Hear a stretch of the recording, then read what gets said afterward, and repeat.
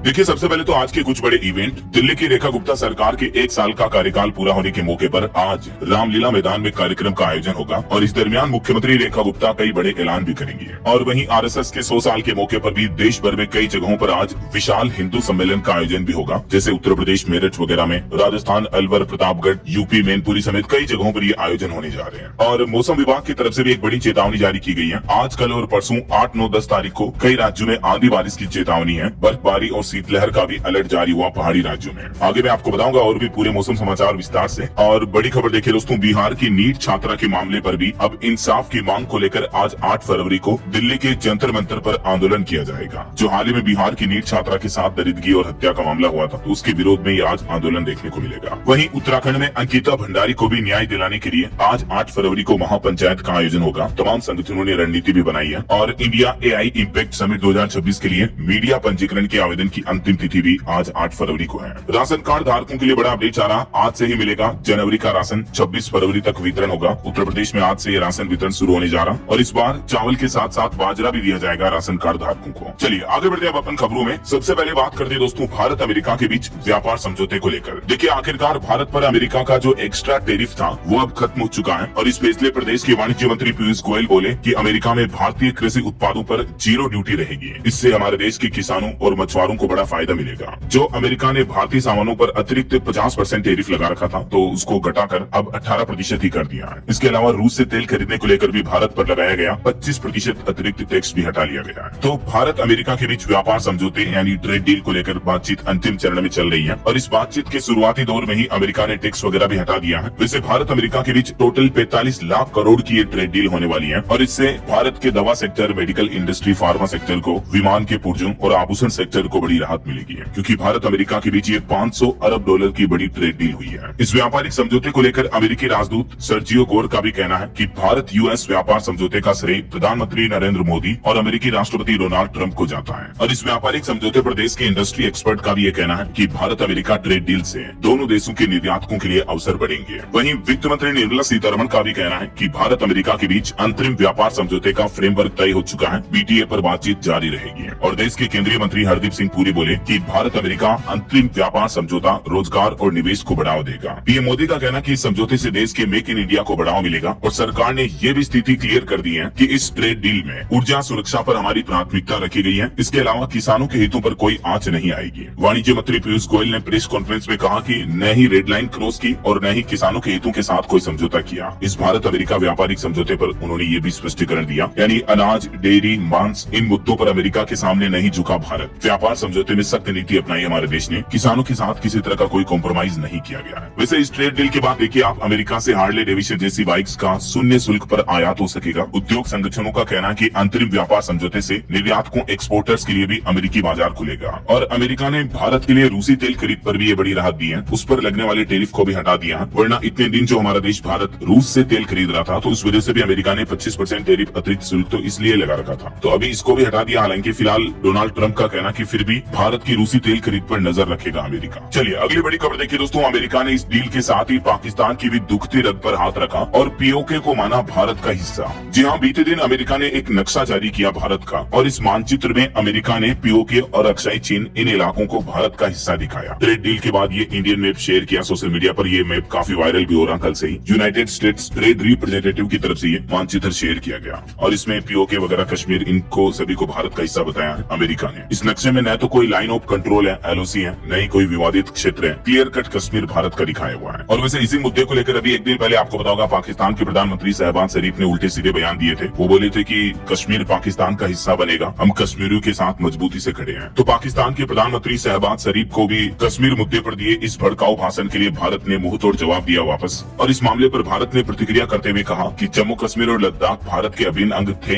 हैं और हमेशा रहेंगे। पाकिस्तान पहले अपनी आंतरिक समस्याओं पर ध्यान दें, न कि पड़ोसी देश के आंतरिक मामलों में दखल दें। तो ये कुछ दोस्तों भारत, अमेरिका और पाकिस्तान के मसलों के अपडेट रहे। और चलिए आगे बढ़ते खबरों में देखिए आप अगली खबर। 2 दिन के मलेशिया दौरे पर हैं अभी प्रधानमंत्री नरेंद्र मोदी और जब वो मलेशिया पहुंचे तो खुद वहां के प्रधानमंत्री भारत के PM को रिसीव करने पहुंचे। और इस मुलाकात के बाद प्रधानमंत्री नरेंद्र मोदी बोले कि ये उनका भारतीयों के लिए प्रेम है, जल्दी यहाँ UPI भी लॉन्च करेंगे। ये कुछ तस्वीरें आप देख सकते हैं मलेशिया के PM अनवर इब्राहिम और प्रधानमंत्री नरेंद्र मोदी की मुलाकात की। वो उन्हें एयरपोर्ट रिसीव करने पहुंचे और फिर उन्हीं की कार में एक कार्यक्रम स्थल पर भी गए दोनों देशों के पीएम साथ में। और यहाँ मलेशिया में प्रधानमंत्री नरेंद्र मोदी ने एक बड़ा ऐलान किया। एक तो पीएम बोले कि जल्दी यहाँ यूपीआई सेवाएं शुरू होगी और एक नया वाणिज्य दूतावास यानी इंडियन एम्बेसी भी खोली जाएगी मलेशिया में। इससे भारत मलेशिया के रिश्ते मजबूत होंगे। पीएम मोदी ने कहा कि भारत की सफलता एशिया की सफलता है। और पीएम मोदी से मुलाकात के बाद मलेशिया के पीएम ने अपने सोशल मीडिया पर यह फोटो शेयर करते हुए भारतीय समुदाय से कहा कि मैंने अपना वादा पूरा किया। चलिए अगली खबर देखिए दोस्तों, सोना चांदी के भाव पर बड़ा अपडेट आ रहा, क्योंकि आज संडे है तो मैं आपको साप्ताहिक रेट बता देता हूँ। इसी सप्ताह चांदी में 94,000 रूपए की बड़ी गिरावट देखने को मिली और अभी चांदी का भाव 2,45,000 रूपए प्रति किलो पर आ गया है, जबकि सोना भी 14,000 रूपए लुढ़क कर अभी 1.5 लाख के आसपास चल रहा है। और ये सप्ताह भर में से सबसे बड़ी गिरावट तो दोस्तों पिछले 2 दिन में ही देखने को मिली। चांदी 38,000 रूपए तक सस्ती हुई। चलिए अगली बड़ी खबर देखिए, बीते दिन देश भर में ऐप बेस्ड ट्रांसपोर्ट वर्कर्स की हड़ताल देखने को मिली। ओला, उबर, रेपिडो, इन सभी कैब ड्राइवर्स के संगठनों की तरफ से यह हड़ताल की गई। कैब ड्राइवर्स की क्या प्रमुख मांगे है देख सकते हैं आप। अब देखते हैं इस हड़ताल के बाद आखिरकार सरकार इनके हित में क्या फैसला लेती है। और वही खबर देखिए दोस्तों, बॉलीवुड एक्टर सलमान खान आरएसएस के कार्यक्रम में पहुंचे और इस दरमियान मुंबई में आरएसएस प्रमुख मोहन भागवत बोले कि बीजेपी संघ का राजनीतिक दल नहीं है, हम सभी धर्मों का सम्मान करते हैं। चलिए अगली खबर देखिए दोस्तों, मध्य प्रदेश में मंत्री शाह ने जो ऑपरेशन सिंदूर के दौरान कर्नल सोफिया को लेकर जो गंदे बयान दिए थे, उस मामले में अब उन्होंने चौथी बार माफी मांगी। सुप्रीम कोर्ट में सुनवाई से पहले उन्होंने वीडियो जारी करके कहा कि आवेश में शब्द निकल गए थे। और दोस्तों राजनीति में कुछ और उल्टी सीधे बयानबाजी देखिए आप। मुस्लिम नेता ओवैसी ने ये आपत्तिजनक बयान देते हुए असम के मुख्यमंत्री हिमंत बिश्व शर्मा को कहा कि हिमंता तुम 2 रुपए की भिखारी, कहो तो अकाउंट में ट्रांसफर कर दूं। क्योंकि इससे पहले असम के मुख्यमंत्री ने भी कहा था कि मियां 5 रुपए मांगे तो 4 दो। तो उनकी इसी बयानबाजी पर अब ये कंट्रोवर्सी देखने को मिल रही है और एआईएमआईएम के अध्यक्ष असदुद्दीन ओवैसी ने भी उन पर एक तीखा बयान दिया। और इधर देखिए महाराष्ट्र में इलेक्शन अपडेट पर खबर है कि 12 जिला पंचायतों में वोटिंग हुई। डिप्टी सीएम सुनेत्रा ने बारामती में वोट डाला। अजीत पवार की मौत के बाद ये चुनाव टल गए थे, तो बीते दिन वोटिंग देखने को मिली। और बाकी अजीत पवार की मौत पर भी खबर आ रही कि संदेह बरकरार है। 10 तारीख को दूंगा प्रेजेंटेशन, ये कहना है रोहित पवार का, जो कि दिवंगत एनसीपी प्रमुख के भतीजे हैं। और इधर महाराष्ट्र मुंबई में भाजपा की रीतू तावड़े बीएमसी महापौर पद की उम्मीदवार बनी। शिंदे गुट ने संजय गाड़ी को डिप्टी मेयर के लिए चुना। अब ये चुनाव 11 फरवरी को होंगे। और अभी एक दिन पहले जो आपको पता होगा, पंजाब में एक आम आदमी पार्टी के नेता की हत्या कर दी गई। तो इस हत्याकांड में शामिल उनके एक नौकर का भी एनकाउंटर कर दिया गया। अमृतसर में गोली लगने के बाद पकड़ा गया। जालंधर में हुआ लक्की ओबेरॉय का अंतिम संस्कार भी। और एक बड़ा खुलासा तो ये सामने आ रहा दोस्तों की आम आदमी पार्टी नेता और गैंगस्टर जिसने उनकी हत्या करवाई, दोनों क्लोज फ्रेंड थे। इतने दोस्त होने के बावजूद भी उनका कत्ल करा दिया। एक दूसरे के बर्थडे पर केक काटते लक्की और जोगा की तस्वीरें भी वायरल हो रही है। लेकिन बताया जा रहा है कि खालसा कॉलेज से इनकी दोस्ती बिगड़ी थी। चलिए अगली खबर देखिए, भारतीय रिजर्व बैंक आरबीआई का नया प्लान है। आरईआईटी को लोन देने की तैयारी की जा रही है। वाणिज्यिक बैंकों के लिए आरबीआई ने ये नई योजना भी बनाई है। और महिलाओं को लेकर एक चौंकाने वाली रिपोर्ट सामने आ रही दोस्तों की हमारे देश में ब्रेस्ट कैंसर के मामले 13% तक बढ़े हैं। सबसे ज्यादा बिहार और छत्तीसगढ़, इन राज्यों में तेज बढ़ोतरी देखने को मिली। ओवेरियन कैंसर सबसे ज्यादा खतरनाक है। देश में महिलाओं के स्वास्थ्य पर कैंसर का संकट गहराता जा रहा है। राज्यसभा में खुद स्वास्थ्य मंत्री की तरफ से आंकड़े जारी किए गए। और खबर देखिए, राजस्थान में केंद्रीय मंत्री बोले कि पाकिस्तान जा रहा सिंधु का पानी रोका जाएगा। केंद्र सरकार ने तैयार की डीपीआर भी और इस पानी का फायदा राजस्थान समेत 4 राज्यों को मिलेगा। वहीं राजस्थान में एक नया आदेश भी जारी हुआ। अब टाइगर रिजर्व पार्क में मोबाइल फोन ले जाने पर एफआईआर दर्ज होगी। राजस्थान में टाइगर की फोटो या वीडियो बनाने पर भी रोक लगाई गई। राजस्थान के सबसे बड़े रणथंभौर टाइगर रिजर्व में ये नई गाइडलाइंस जारी की है टूरिस्टों के लिए, पर्यटकों के लिए। चलिए अगली बड़ी खबर देखिए, राजधानी दिल्ली में कम वजन तोलने वालों की अब खेल नहीं, जुर्माने की राशि में बढ़ोतरी कर दी गई है। दिल्ली सरकार ने खुले और पैकेट वाले सामान के लिए गैर मानक वजन और माप के उपयोग पर जुर्माना बढ़ा दिया है। नए नियमों में स्ट्रीट वेंडर्स पर 500 रूपए का जुर्माना लगाया जाएगा, जबकि खुदरा विक्रेताओं, थोक विक्रेताओं और इस तरह के आउटलेट्स के लिए 5,000 रूपए से लेकर 50,000 रूपए तक का ये जुर्माना हो सकता है। अगर कोई दुकानदार, व्यापारी, कारोबारी ग्राहकों को तौल में कम वजन सामान देता है तो उन पर ये सख्त कार्रवाई की जाएगी। और वहीं अभी एक दिन पहले दिल्ली में जो जनकपुरी में हादसा हुआ था, जलदाय विभाग के द्वारा खोदे गए गड्ढे में एक बाइक सवार की गिरकर मौत हो गई थी। तो इस मामले पर भी मुख्यमंत्री रेखा गुप्ता ने सख्त रुख अपनाते हुए खुदाई स्थलों के लिए 8 सूत्रीय सुरक्षा निर्देश भी जारी किए हैं। और इस मामले की जांच में पता चला दोस्तों की खड्डे वाली जगह पर कोई बैरिकेडिंग या लाइटिंग नहीं लगाई गई थी। इस साइट का सब कॉन्ट्रैक्ट भी गिरफ्तार कर लिया गया है। 3 इंजीनियरों पर भी केस दर्ज हुआ और उनको सस्पेंड भी कर दिया गया है। चलिए अगली खबर देखिए, राजस्थान में ग्लोबल राजस्थान एग्रीटेक मीट ग्राम 2026 के लिए लोगो डिजाइन प्रतियोगिता निकाली है राजस्थान सरकार ने। तो जो भी इच्छुक उम्मीदवार है वो लोगो डिजाइन करके इस ऑफिशियल ईमेल आईडी पर भेज सकते हैं। विजेताओं को पुरस्कार दिया जाएगा और राज्य स्तर पर पहचान मिलने का अवसर भी मिलेगा। और एक बड़ी चौंकाने वाली रिपोर्ट सामने आ रही दोस्तों कि दुनिया भर के देशों में मीडिया को दबाने के लिए सरकारें ताकतों का इस्तेमाल कर रही है। 50% से ज्यादा देशों में प्रेस की आजादी भी खतरे में है। अमेरिका ने स्वतंत्र विदेशी मीडिया की सब्सिडी भी रोक दी है। जैसे नवंबर 2024 में सर्बिया के एक रेलवे स्टेशन की कैनोपी गिरने से 16 लोगों की मौत हो गई थी। तो इस घटना की जिन स्वतंत्र पत्रकारों ने रिपोर्टिंग की, उनमें से कुछ पत्रकारों को को गुंडों ने पीटा, पुलिस खड़ी होकर देखते रही। तो ये मामले न सिर्फ सर्बिया में बल्कि दुनिया भर में मीडिया की आजादी घट रही है। ये चौंकाने वाली रिपोर्ट सामने आ रही, देख सकते हैं आप। चलिए, किसानों के हित में बड़ा अपडेट आ रहा। किसानों के लिए बड़ी राहत की खबर देखिए। इन 2 बड़ी योजनाओं का होगा एकीकरण, राज्यों और किसानों दोनों को फायदा मिलेगा। जी हाँ, केंद्र सरकार ने संसद में इस बात की जानकारी दी कि 2 केंद्रीय कृषि योजनाओं, जिसमें प्रधानमंत्री राष्ट्रीय कृषि विकास योजना और दूसरी है कृष्णोन्नति योजना KY,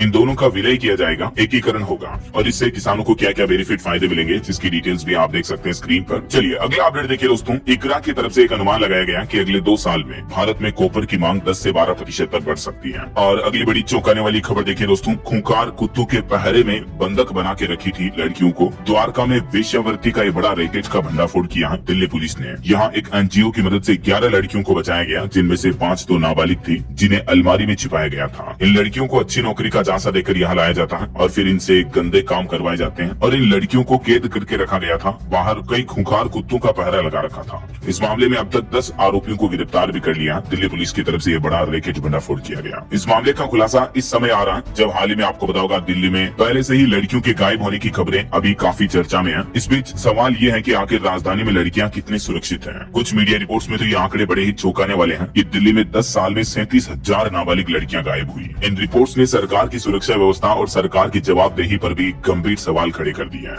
आखिर ये लड़कियां बच्चियां जा कहां रही हैं? चलिए अगली खबर देखिए। बच्चों के कफ सिरप से मौतों के मामले के बीच एक बड़ी खबर आ रही कि प्रयागराज में सरकारी अस्पताल में बिखरा एक्सपायरी डेट का सिरप। इस घटना के सामने आने के बाद स्वास्थ्य विभाग में भी हड़कंप समझ गया। देखिए मतलब सरकारी हॉस्पिटल के मेडिकल ही दवाइयों के मामलों में लोगों के लिए सुरक्षित नहीं है। इससे बड़ी घनघोर लापरवाही और क्या हो सकती है। और एक बड़ी खबर आ रही कि उत्तर प्रदेश में बिजली हो सकती है महंगी, 20% तक बढ़ सकते हैं दाम, क्योंकि विनियामक आयोग ने स्वीकार किया ARR प्रस्ताव भी है। तो आने वाले समय में कहने का मतलब उत्तर प्रदेश वासियों को ये महंगी बिजली का बड़ा झटका लग सकता है। और एक बड़ी खबर देखिए दोस्तों। आगरा को आग लगाएंगे, दिल्ली को दहलाएंगे। एक पाकिस्तानी आतंकी नकवी ने भारत को ये खुली धमकी भी दी है। वहीं वायु प्रदूषण पर भी एक चौंकाने वाली रिपोर्ट आ रही है कि सरकारी दफ्तरों में एयर प्यूरिफायर लगाने के लिए सरकारी व्यय यानी खर्च काफी बड़ा है। 2024-25 में भी 10 लाख रुपए से ज्यादा खर्च किए गए सरकारी कार्यालयों में एयर प्यूरिफाई के लिए। अब जरा सोचिए, सरकारी आदमी तो एयर प्यूरिफायर लगा करके बैठे हैं आराम से, आम लोगों का क्या जो इतने प्रदूषण वाले हवा में सांस ले रहे हैं। वहीं नक्सलवाद पर बड़ी खबर आ रही दोस्तों। छत्तीसगढ़ में प्रशासन को बड़ी सफलता मिली। 51 नक्सलियों ने सरेंडर किया, जिन पर 1.5 करोड़ से भी ज्यादा का इनाम था। इन नक्सलियों ने अपने हथियार जमा करके समाज की मुख्य धारा में लौटे वापस। तो अब इन नक्सलियों को सरकार की पुनर्वास नीति के तहत सहायता भी मिलेगी। और छत्तीसगढ़ में नक्सलियों और जवानों के बीच मुठभेड़ में भी 3 और नक्सली ढेर हो गए, एक कमांडो भी शहीद हो गए। सुरक्षा बलों ने 2 शिविरों को पूरी तरह से ध्वस्त किया। चलिए अगली बड़ी खबर देखिए। राजस्थान हाईकोर्ट ने एक बड़ा फैसला सुनाया। कहा कि नीच शब्द कहना कोई जाति सूचक गाली नहीं है। IIT जोधपुर के डायरेक्टर और प्रोफेसर के बीच हुई मारपीट के केस से धाराएं हटाई गई और इस मामले पर सुनवाई करते हुए राजस्थान हाईकोर्ट की तरफ से यह महत्वपूर्ण फैसला सुनाया गया। चलिए अगली खबर देखिए दोस्तों। हमारे देश में भोजन के जरिए मानव शरीर में फैल रहा रेसिस्टेंट बैक्टीरिया। सरकार ने 37 एंटी माइक्रोबियल दवाओं पर भी प्रतिबंध लगा दिया। अभी देश में